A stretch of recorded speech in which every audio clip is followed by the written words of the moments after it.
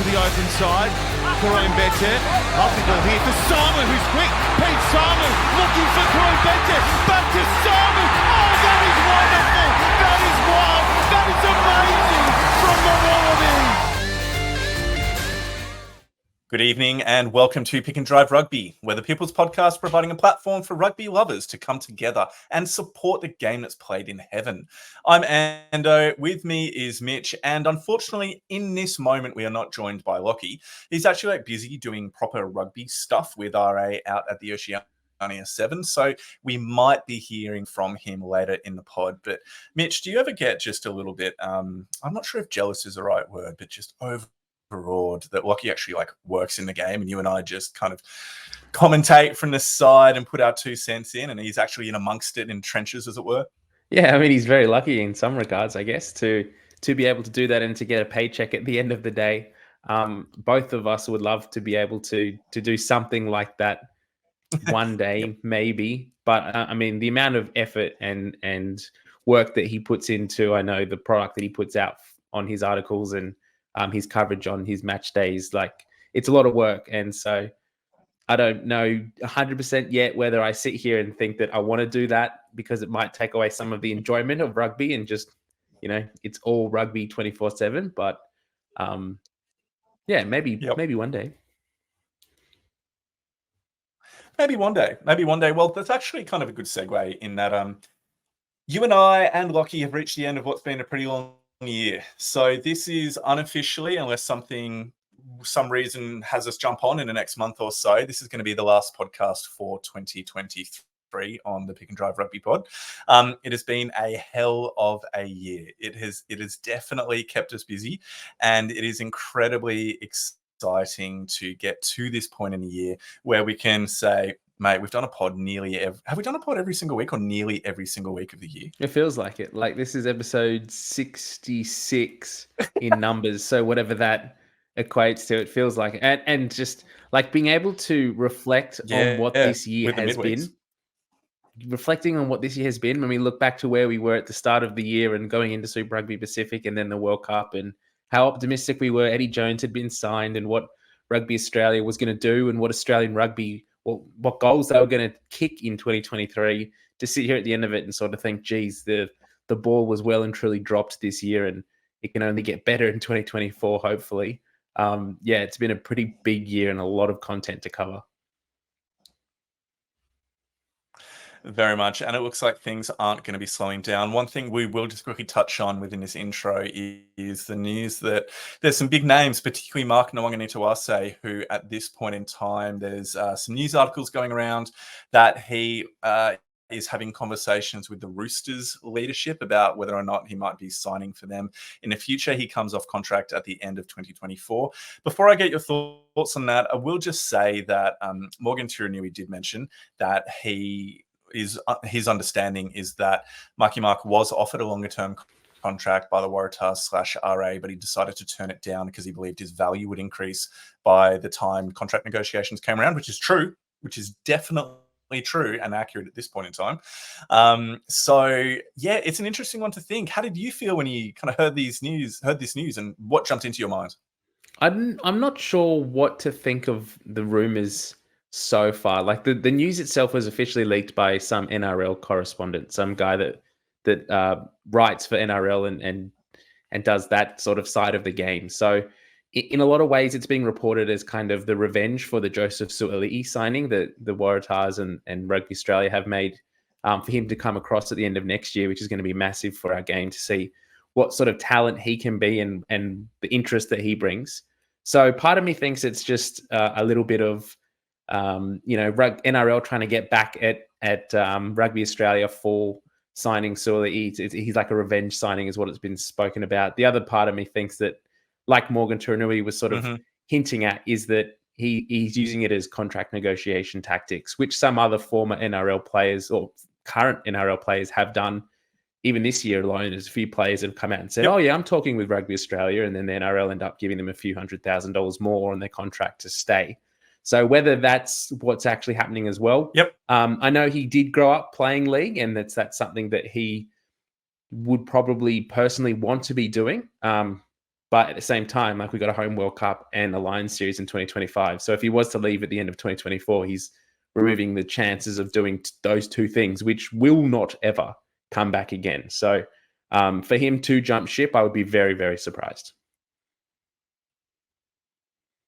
I mean, look, why would you jump ship when what you're really doing is giving yourself... Actually, no, I can see why. Some people would really, really love to jump on a bus and head out to Manly or to Penrith, or maybe down to Bankstown. Like, I can really see the positives of doing that instead of traveling overseas and going to different European countries for end of season tours and for having Rugby World Cups and Lions.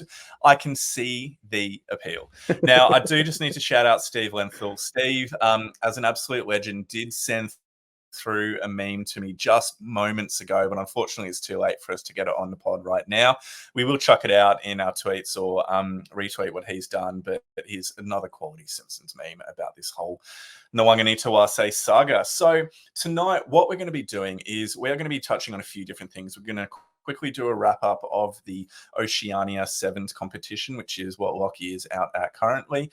Then we're going to go through and reveal the winners of the inaugural Eddies, our annual or yearly trophy award ceremony for things like the best rookie or emerging player, greatest try, best team of the year, and best coach of the year. So very, very excited to talk through those and reveal who it is that has received the gong. Before we talk through just briefly the exclusive interview, I guess we would call it, exclusive interview that Hamish McLennan did with Nick McArdle on Stan. You can see it now for anybody who has a Stan subscription. Goes for about 30 minutes. It's pretty interesting, and we'll dive into that a bit more before we then go into the question and answers. So many of you absolute legends have sent in your thoughts and your questions about the year in rugby, and we can't wait to dive into those. So why don't we jump on into the next segment, Mitch? Let's go.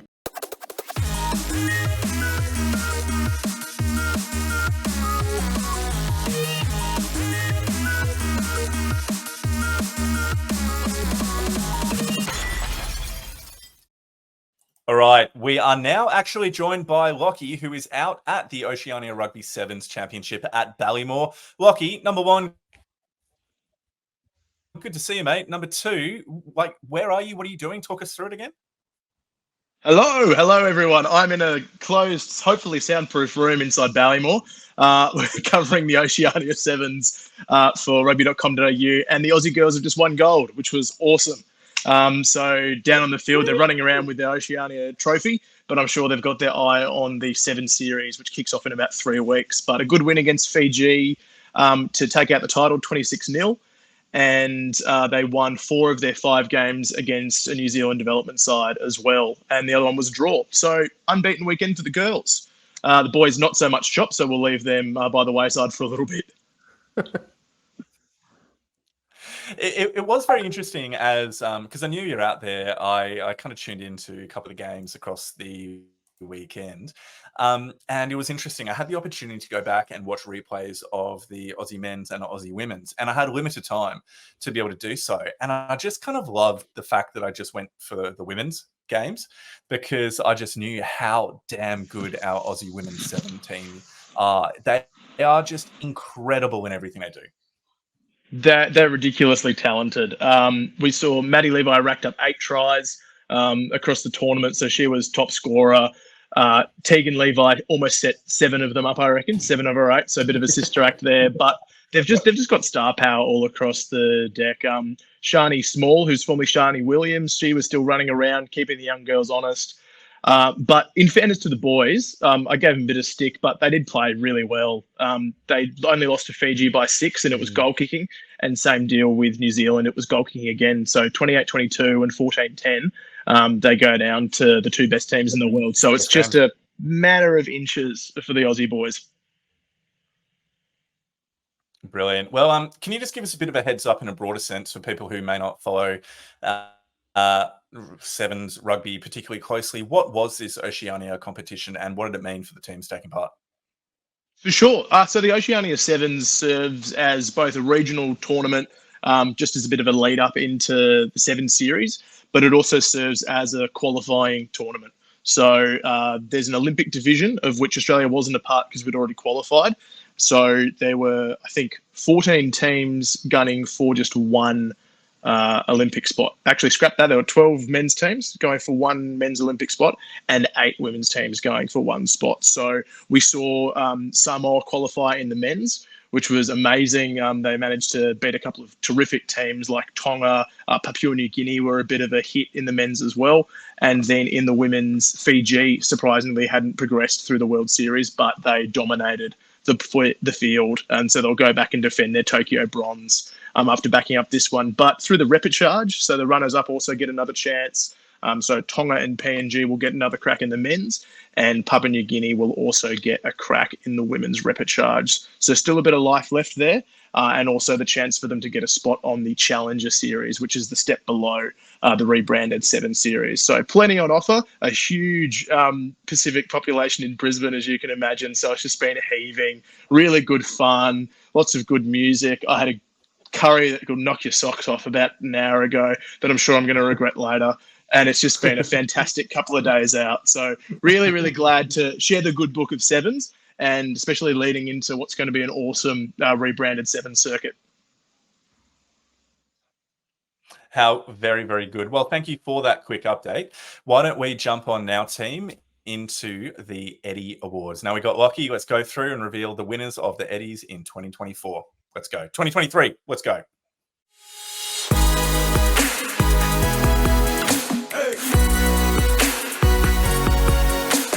Let's reveal the winners for the 2023 Pick and Drive Rugby Awards, affectionately titled the Eddies. Now, these last week, if you didn't tune into the podcast, how this worked is we all nominated one nomination for each category. We then opened up the voting to you, our fans, via our social media channels, and this is the award. So this is the winners as voted by you.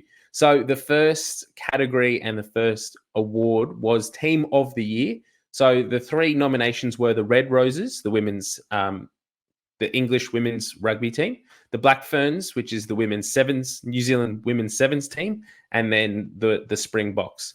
And the winner for those at home, voted by you, was the Springboks. So well done to South Africa. You take it out as Team of the Year for 2023.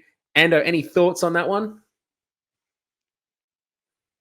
I'm really glad you have a photo of even Etzebeth there before he got the horrific haircut on the celebration night after they won the Rugby World Cup. Look, I think it's very well deserved. Part of me wants to see the Red Roses get it, but they did not win their Rugby World Cup previously, or that was last year. It was, for me, the fact that this is now 2 in a row for the Springboks, and they are the first team to ever win the Rugby World Cup 4 times. So they are making history in many ways, shapes and forms. And a lot of people, myself included, had written them off before the competition had begun, and maybe even 12, 18 months ago. I didn't think they were in with a shout. But proved us wrong, proved me wrong. Congratulations. Named the Team of the Year, of incredibly prestigious award for them. So well done. All right. Now, our next category is Player of the Year. So the nominations were Sia Khaleesi from South Africa, Marley Packer from England, and Ardie Savea from New Zealand. Now, Ando, which way do you think this one went? Which way are you hoping it went? I'm hoping it went Ardie, because I'm the one that was talking him up. So very, very hoping it was him. He's also nominated the World Rugby's Player of the Year too. So it'll be interesting to see how the dice have fallen in terms of our audience. Well, the award does go to Ardie Savea. So the people have voted. Ando, you've won this one. Ardie has won not only World Rugby Player of the Year, but in some ways, probably a more sought-after award is the Pick and Drive Eddies. So well done to Ardie. I'm sure he'll be very thrilled to have won this award. Completely agree. Congratulations, Ardie. You're an absolute machine. And cannot wait to see more of you. He's going to be playing in Japanese rugby next year. He's going to eat up some of those tiny Japanese scrum halves. I feel for them. I guess my only suggestion to Ardie moving forward is maybe let's keep the throat slitting to when you do the haka and not on the field when you're talking to other opposition players. So You can work on that. That'd be great. Thanks, Artie. Yep. Now, the next category is Try of the Year. So we've got three nominations here. So the first one was Marika Koroibete against the Springboks. That was the opening try for the Wallabies in 2023 under Eddie Jones. That was in the Rugby Championship. We then have Eva Karpani against Wales in WXV1. And then the final nomination was Rodrigo Mata for Portugal against Fiji in the Rugby World Cup. Now, that was the try that ended up getting them the victory for that game. So that was a really big moment in Portugal's history at a Rugby World Cup. So the winner for this one is Eva Karpani against Wales in WXV1. Mate, I'm incredibly excited about this. Now, I just want to say that the Portuguese try is an excellent try. Really, really impressive. And in terms of their national story, incredible that they were able to beat Fiji at the Rugby World Cup. So well done. Excellent shout. But for me, the story around Eva Karpani's try here and what it meant for both the Wallaroos within that match, being down to 13 players, picking up the ball off the back of a maul and then literally being able to run through three players. The reserve scrum half, the number 8, and another back that was coming over to cover, gets through three of them on her own to score the try, to then put the Wallaroos in an opportunity to come back and win the game. Now, that in and of itself is amazing. Like, well done, Eva. But when you take into account what that meant for both the Wallaroos in terms of finishing their season and for Jay Tregoning to go out on a high as the Wallaroos coach and somebody who's poured his heart and soul into the Wallaroos, the narrative and a storyline around that single try grows and grows. So I love that our audience has been able to both see the quality in a try and the narrative too, and reward Eva with this award. So well done, Eva Karpani. And as I reported last week, I think I said on the podcast, it was 15 meters that she carried for the line, when in actuality it was probably 3 or 4. Reports coming out of Wallaroos camp is that it was 3 basketball fields that she had to carry with 12 players off her back. So she's done very well to get Try of the Year there. Our next category is Breakout Player of the Year. So the 3 nominations were Simeone Kuravoli from Fiji, Marnie Lebok from South Africa, and then Caitlin Hulse from Wallaroos and New South Wales Waratahs W team. Now, Ando, which one do you think is the lucky winner of our Breakout Player of the Year? Look, I want it to be Caitlin Hulse. It wouldn't surprise me if it's Marnie Lebok, because he did have a stellar season for the Bockies. But, I mean, everybody loves a flying Fijian, so let's see how it comes up. The winner is Simeone Kuravoli for Fiji, and he has been an incredible player this season. He did make his debut for Fiji in 2020, but this year for the Indrua, and then the way he's played for Fiji through this World Cup, and then his performance last week for the Barbarians, a very justified winner of Breakout Player of the Year.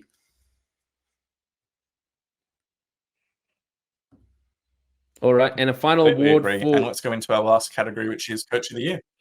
Yeah, so final award for the Eddies 2023 is Coach of the Year. 3 very, very worthy nominations and candidates here. So the first one is Simon Rao-Alui, Fijian head coach. Then we've got Ronan O'Gara, La Rochelle's head coach there. And then we can't go past Scott Robinson from the Crusaders. So, and I know who your nomination was, but who would, if you couldn't pick your one, who do you think you'd love to see win this award? Oh, look, I'd like to see Simon win it just because of what he has put in what's traditionally like the coaching the Pacifica teams is often really difficult because of some of the politics behind the scenes and often funding and infrastructure issues as well. So it can be really difficult from that perspective. But I just really hope Scotty Robertson doesn't get it, because those sunglasses are an abomination, and nobody who wears those should be given an award like this. So let's see what comes out in the wash, mate. All right, and the winner is Simon Rao-Alui from Fiji. So well done to Simon there. Woo, Fijians. He's had an incredible season, and seeing his rise from sort of forward coach for the Wallabies in 2019 to director of rugby with Fiji and the Indrua, and then now into head coach for them, and seeing how he has shaped that program and taken them to the heights of the World Cup in 2023 has been fantastic to see. What is lined up next for him, we're not yet sure. It'd be fantastic to see him stick within the coaching ranks in Australian rugby in some capacity. So I hope we don't lose him to the system. He is coming home back to Brisbane to be closer to his family and spend some time with them, which is very sought after and justified. It'd be interesting to see. I mean, he has said that he's got something lined up. What that is, we don't know. But if RA were to come knocking, whether he might have some other thing to say would be really interesting to see. What are your thoughts there, Endo? Yeah, look, very interesting to see what kind of comes out from here.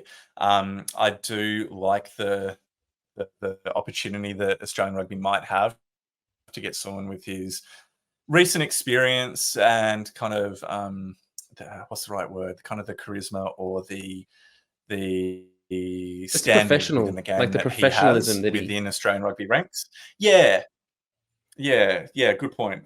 So I'm excited to see what comes up for him, but at the same time, like he has said a few times on the platform formerly known as Twitter, he definitely has sacrificed a lot to be coaching the Fijian team. He needs more opportunity to be with his family and with his kids, there for birthdays, significant life events. So I hope whatever it is gives him a time to be able to do those things well. Well, he's very rightly won Coach of the Year in the Eddies for 2023 from Pick and Drive, and he's beaten out some very good competition as well. So well done to Simon. Now, there were some criticisms that came in on our social media when we did put up our polls and our nominations, and a lot of people were asking why World Cup winning coaches weren't nominated. And do you have anything to say to that? Because who's the bloody coach of the Springboks?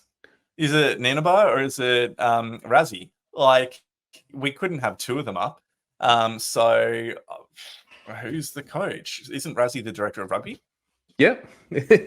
And like, is it the director of rugby as the coach, or is it the physio, 9-bar? So, who knows there? But yeah, who bloody knows? And like, why is it if Razzie isn't the coach, why is he in the coach's box giving orders to people on game days and during matches and stuff like that? Why isn't Ninaba doing it? So yeah, look, I just think that whole situation is a bit of a farce, and I hope that Jacques now, as he's stepping back from that role, has an opportunity to step into a role that is his and his alone, to carve a path for himself. But then again, I'm not the biggest fan of Razzie, as you can probably tell. So that's why he wasn't on there. Yep, that's right. Well, thanks everyone for voting for those winners. Congratulations to everyone that did win that. Unfortunately, our budget doesn't allow for us to get nice, shiny little trophies made and sent out to all of you. But if we can somehow reach out and get you on the podcast in the future, we will do everything we possibly can to make that happen. Very much looking forward to seeing how this segment can grow and shape in coming years, and what other categories we could be talking about come this time in 2024. And as we finish this up, I do just want to say, as a quick reminder, that the current holders of the Utrecht Shield are the Wallaroos. And as a reminder, that is tracking back every single winner. So from the very first game of women's test rugby that was played, the shield has been passed to the winning team in each subsequent match, and the Wallaroos are now the holders of it after their win over, not over Wales, over France previously. And so they're holding on to it now, and they're going to have it for a while because they're not going to have any matches for a few months. So good on them. Enjoy that and enjoy the notoriety. Fantastic. Well, that finishes up the awards for 2023. Let's keep moving with the podcast because we do have more to cover. Let's go.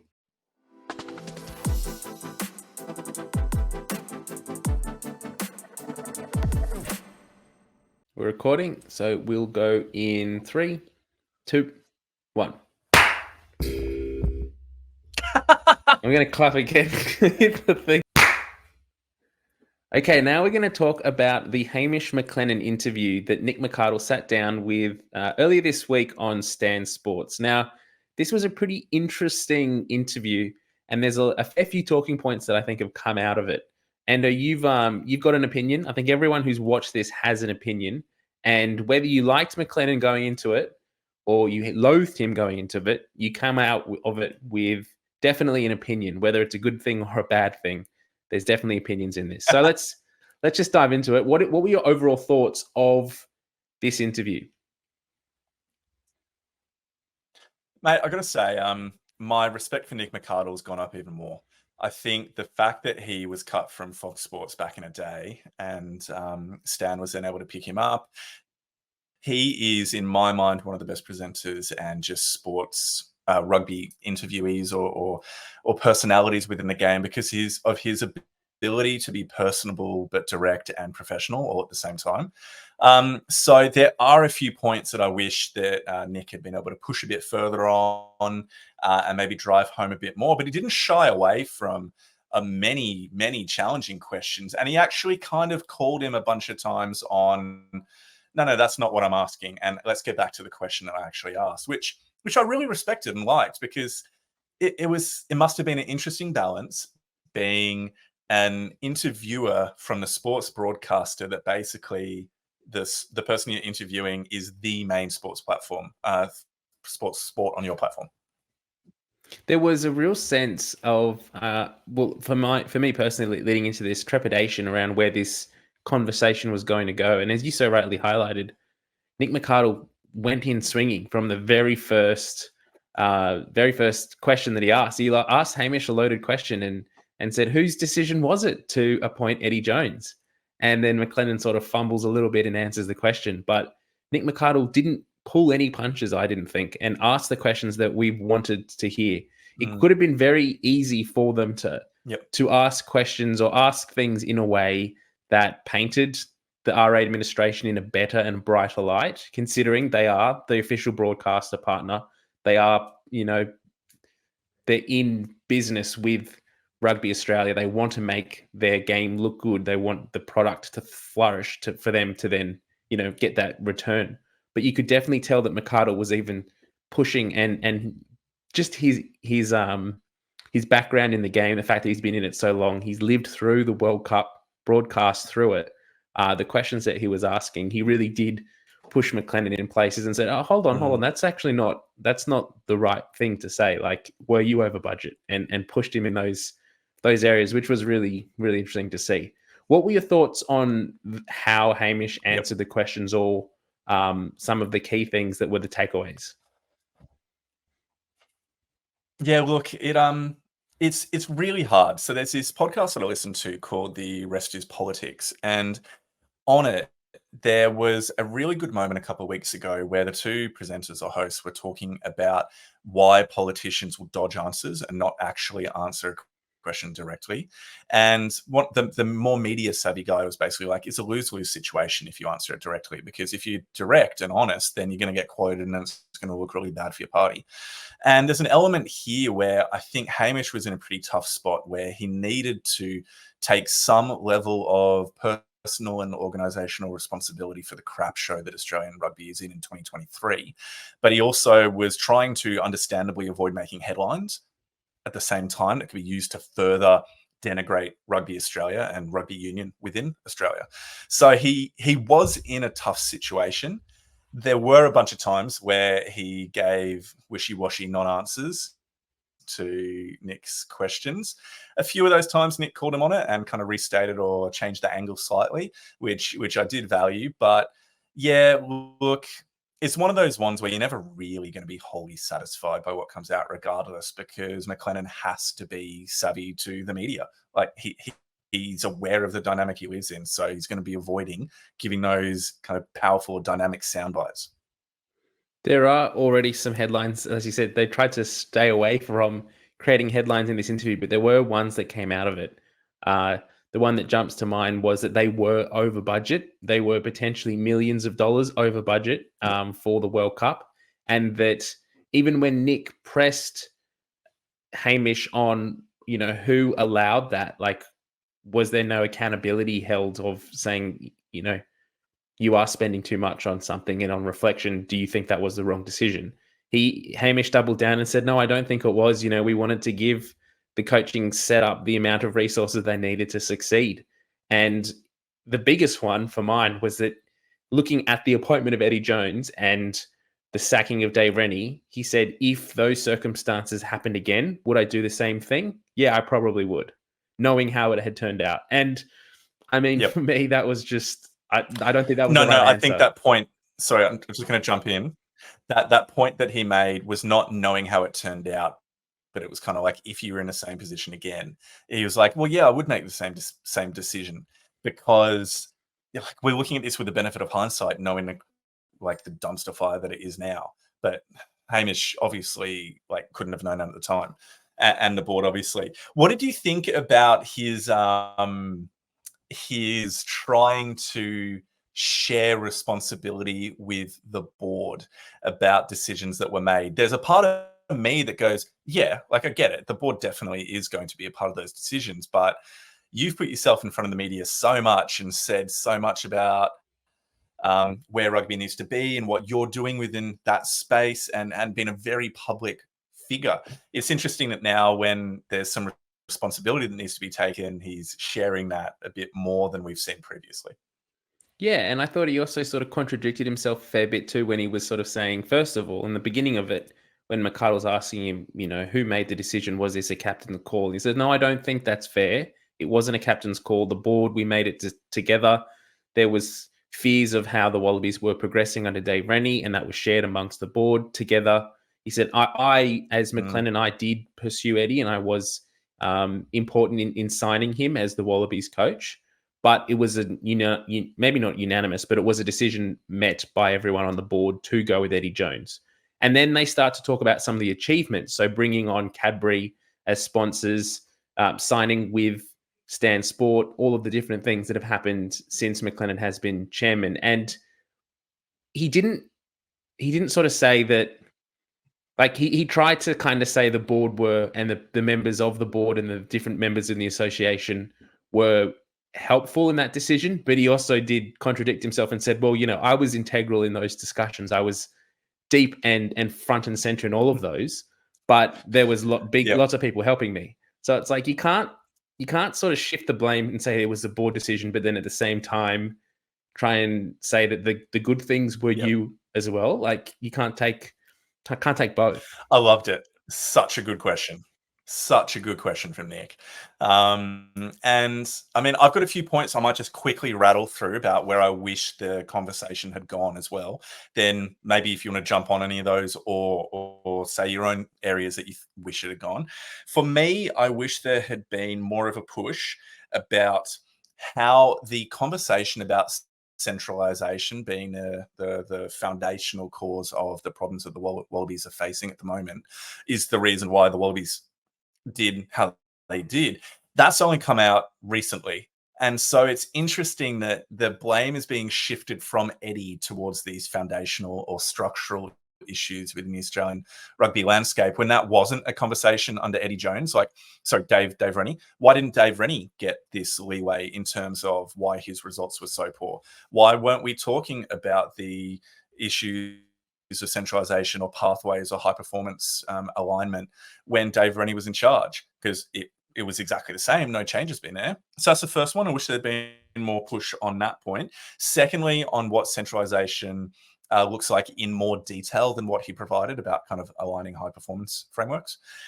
And then a bit more about director of rugby and head coach and how that dynamic needs to be working together into the future, the type of dynamic or role that those different positions would have, considering where Australian rugby is right now. And then lastly, the push I wish had been there was, well, Eddie Jones was touted as being somebody that would be able to add value into the women's rugby space, and that was a complete failure. Is that yet another indication of the lack of value that Rugby Australia has been paying towards women's rugby over the last 5+ years? That would have just been a ripper question I wish had come up, but maybe it would have been a little bit too direct for the difficult dynamic Nick was in. Yeah, I don't think that's the type of question that Nick would be able to say from the Stan Sport perspective. Like, I don't think that they're allowed to go out there and sort of highlight the fact that RA haven't been putting enough resources and attention into the women's program, even though we've said it, and it's everyone who watches women's sport can see that that is the error and what needs to be fixed pretty quickly moving forward. One of the things I would have liked to have seen, or the areas I would have liked McArdle to push through, is just how the dynamics of the board works. Like, who makes the decisions? Like, you're the chairman, but we've not heard from Rugby Australia chairman in the past. Like, we've had CEOs, we've had Raylene Castle, we had Bill Pulver, we've had a number of them. We've got Phil Waugh as the CEO, but you're the first chairman that's stepping up and fronting media and doing interviews like this. Why aren't we having this interview with Phil Waugh? Why are we doing it with yourself? Like, what changed in the role when you took it on that allowed you to have so much control when in the past it didn't appear like that? And how does this board operate? How does it work? Who are the people on it? The general rugby public, we don't know who the makeup of the board is. Is there good rugby IP on there or not? There are one or two former Wallabies on the board, but there are also a few other business people who are there for their business acumen. And yet they're making key decisions in the appointment of coaches and the setup of centralisation and systems in Australian rugby. Are they the right people to be making those decisions? Is that something that we could have pushed on a little bit and got that a little bit more transparency there? And all really, really good questions. And I think it just speaks to the challenge of how Nick found himself, like we already mentioned before, about interviewing the person who is heading up the organization that his company works directly with. So a challenging one. So I think Nick did quite well in that scenario. But then again, I am a Mr. McArdle fanboy and can't really go past that. So I think, mate, that's probably as comprehensive as we want to go into that part, because we do have obviously a lot to cover. And I think it'd be great now if we jump into the Q&A. Why don't we do it? Let's go. We get now to what is really my favorite part of our episodes when we do Q&A segments, because we love having questions, having some comments and a bit of banter back and forth with you, our dear listeners.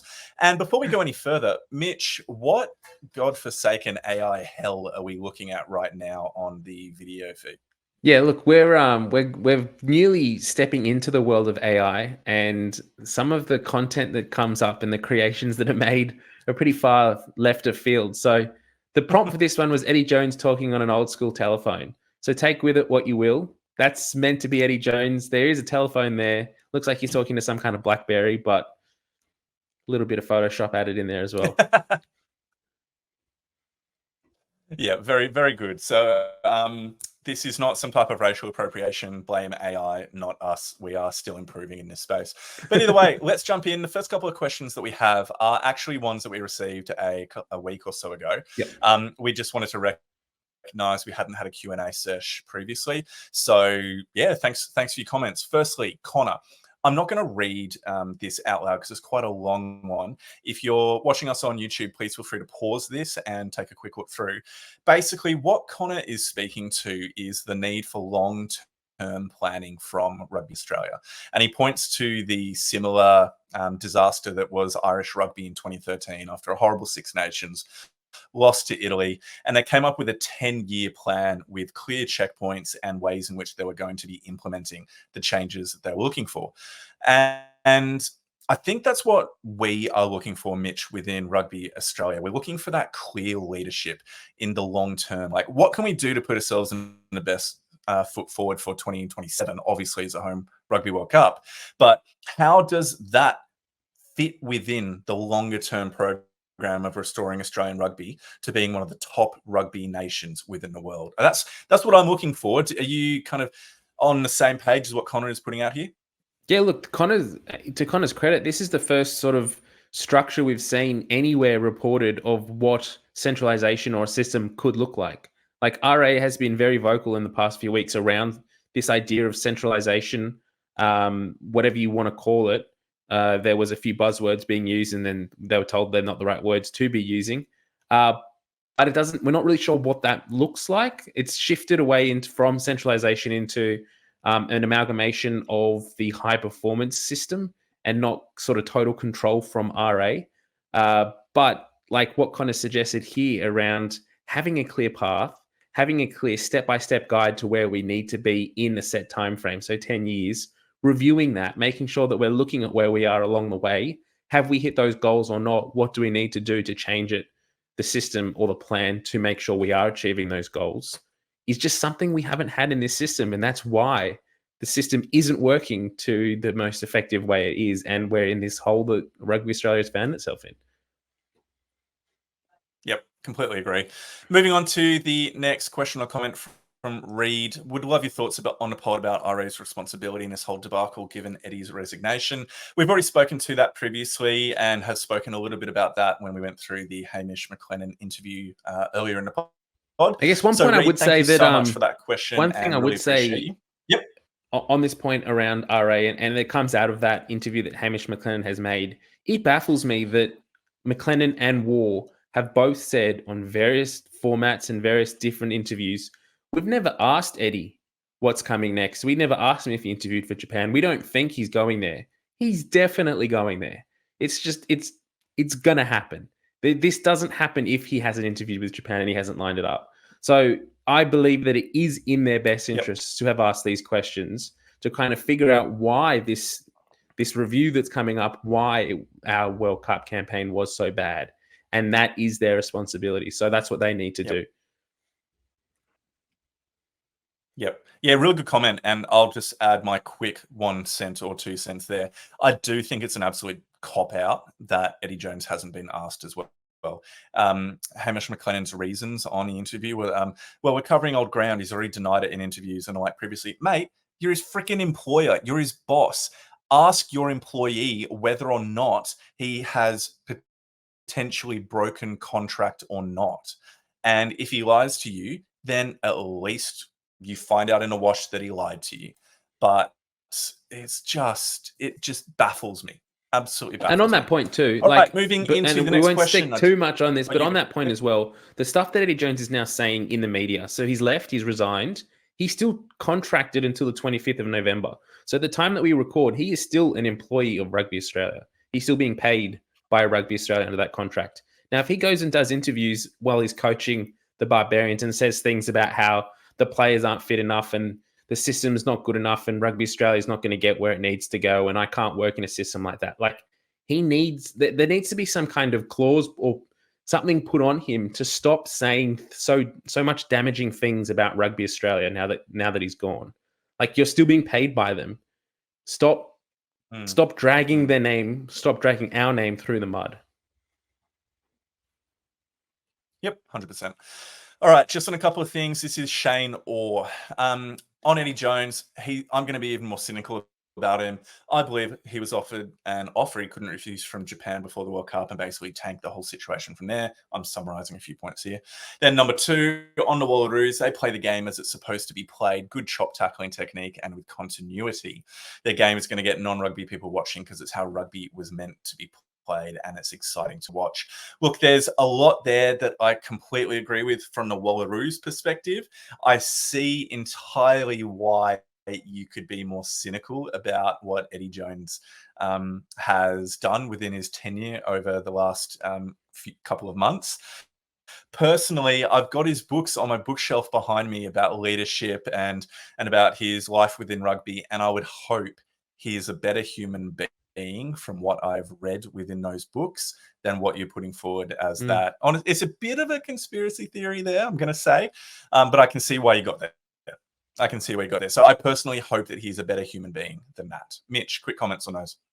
Yeah, I believe that he has signed, and I think it's going to be announced pretty soon. The way that he's gone about leaving Rugby Australia, and he's now starting to drip feed comments to the media and sort of changing the narrative to be like, oh, well, no, I haven't interviewed with Japan yet, but if they came to me and offered me a job, would I be interested? Previously, he said no. Now he's saying yes. So, of course, you're saying yes because you've already signed a contract. I believe he will be announced as Japan's head coach in coming weeks. Why they would do that, no idea. Why anyone would sign Eddie Jones now, no freaking idea. I don't think he has the rugby knowledge or the motivation to turn teams around. And the way that he's handled this whole Australian thing is just beyond any repairable character profile for mine. So, yeah, I think he's definitely tanked his whole view in Australian rugby. And the less we talk about Eddie from 2024, the better. Simon asks, honest answer, boys. If you're Marky Mark and you've just been part of the biggest farce of a season the Wallabies have had in a long time, you're in your prime, you have options. Would you sign with Aussie Rugby as it stands right now? No coach, chairman who's lost the rugby public, no sign of centralisation happening to align provincial and national programs. Would you do it if you were him? Yeah, I probably would, just because the payday for 25 and 27 is going to be pretty significant, and he can then go offshore after 27 and earn mega bucks in Japan or France, and he'll earn more than he could in rugby league. He may not have the same domestic profile that might set him up for gigs in, I don't know, media or press after, like he might in rugby league. But yeah, I still think it's a better option in terms of career opportunities moving forward to be staying in rugby union. But then again, I'm massively biased and I don't like league. So that's me.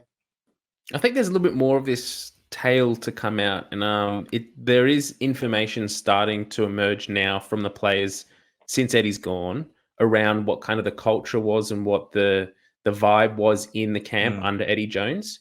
And from all reports, it was pretty vile. Like, it was pretty low. The players weren't happy. They weren't comfortable, and they definitely weren't in an environment that was conducive to their development. So for a young player who has the potential to be a world 15 player in the coming years, whether he thinks that he's going to get that development at Rugby Australia, I could understand why he's sitting here and saying probably not. If he goes across to league and plays a few years there, he will be developed as a player. Yes, he won't be playing international rugby. He won't be playing Bledisloe Cups or World Cups or British and Irish Lions, but he might be playing, State of Origin. He might be playing whatever it is. He'll be developed as a player. He then can come back in a few years and try and cash in on that, and then look at going in France in 5, 6, 7 years time when he's sort of getting to the end of his career. So there is, I think, a lot to be said around what impact Eddie Jones has had on the players and their psyche and their mental health as well. I think we just have to wait and see what happens with sort of players re-signing to Rugby Australia post 2024. Yep. Agreed. All right. The World of Ando asks, how long until Scrumbag starts commentating on Stan Sport Rugby? The World of Ando also asks, when will Mitch Foster 93 come out and admit he's a fair weather rugby supporter? And Mitch, what do you say to that, to the rugby loving public out there who see you just constantly chopping and changing teams? First, you were a Waratahs supporter, then you were a Queensland Reds supporter. First, you were a Wallabies supporter. Now you're a Safa, you're a Bocky. And what's next? Are you going to drop the Wallaroos and pick up the Black Ferns? What is this absolute debacle that you are putting forward about supporting a team, rain, hail, or shine? No, I don't think that I can be classified as a fair weather rugby supporter. I think I should be classified as the ultimate Australian fan.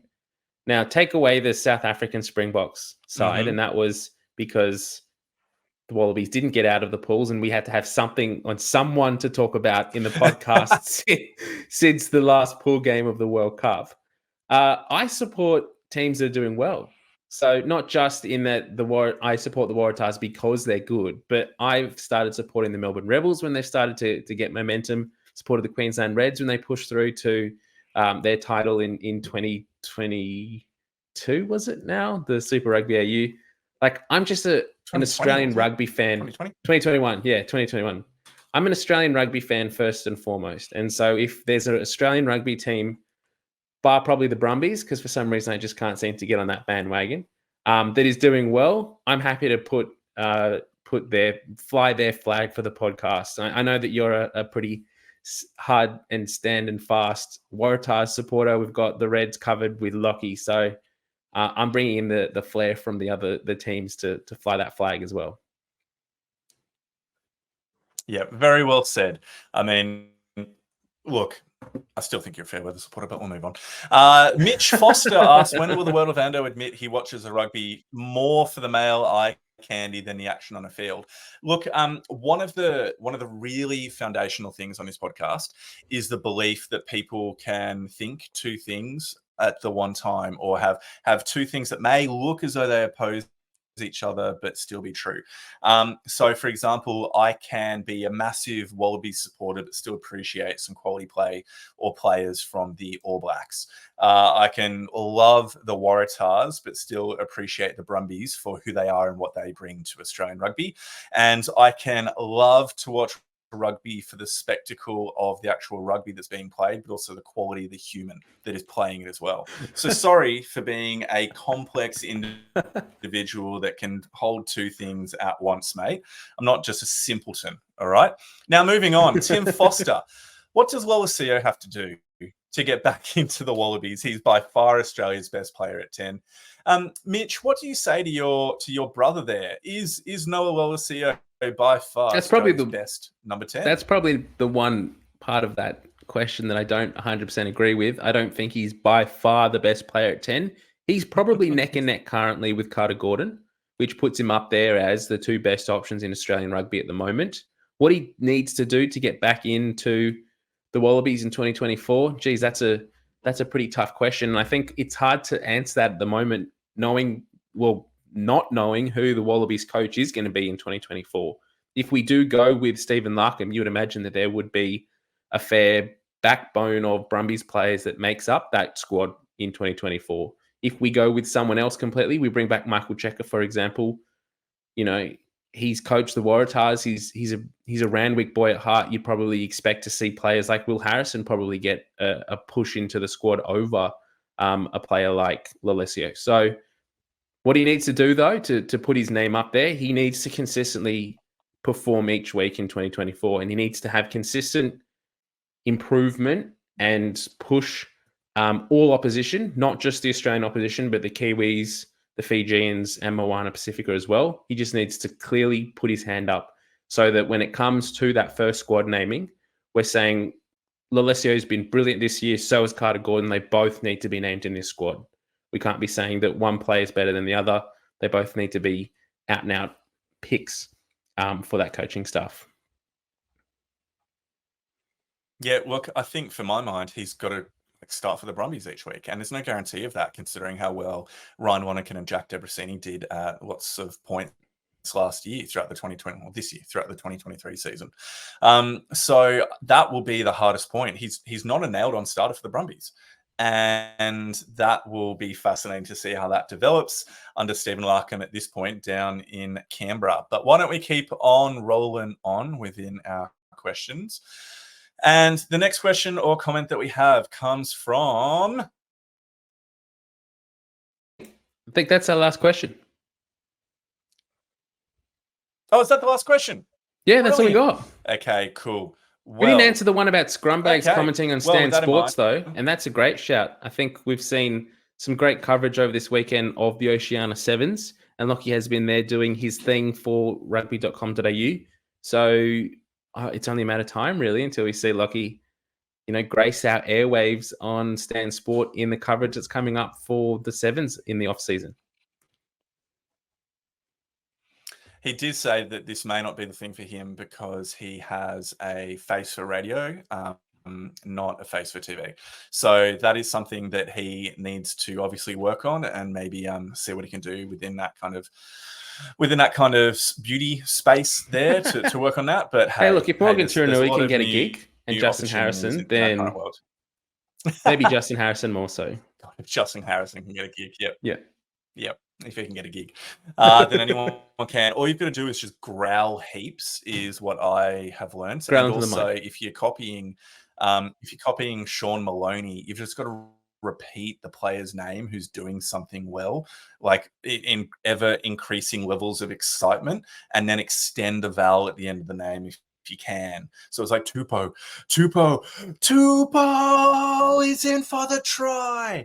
It's just, you just know that is is his trademark. So I reckon, Lockie, there's my tip for you. Just repeat the names of players that are doing great things. Well, ladies and gentlemen, thank you so much for your questions and comments that have come in so far.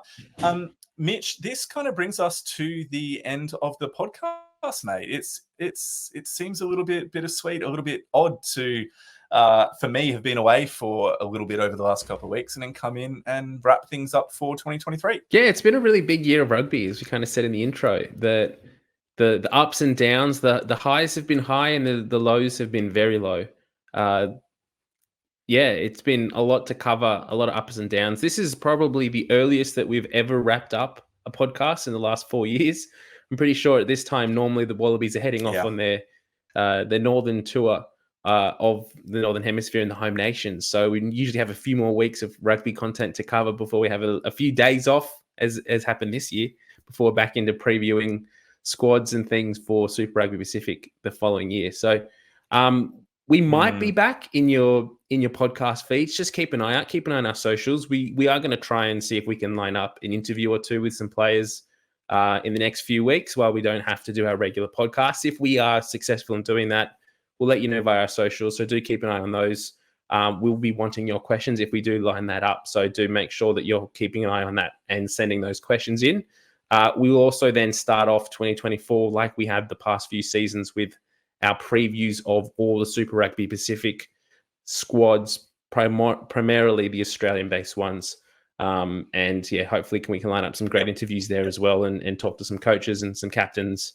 And yeah, really get a big deep dive into what the landscape looks like for 2024. We have had some teams already announced, or we've actually had all squads announced so far this week. We have chosen not to go into too much detail. This podcast will save that for 2024. But hopefully we'll have a lot more to talk about when we're back in your ears then.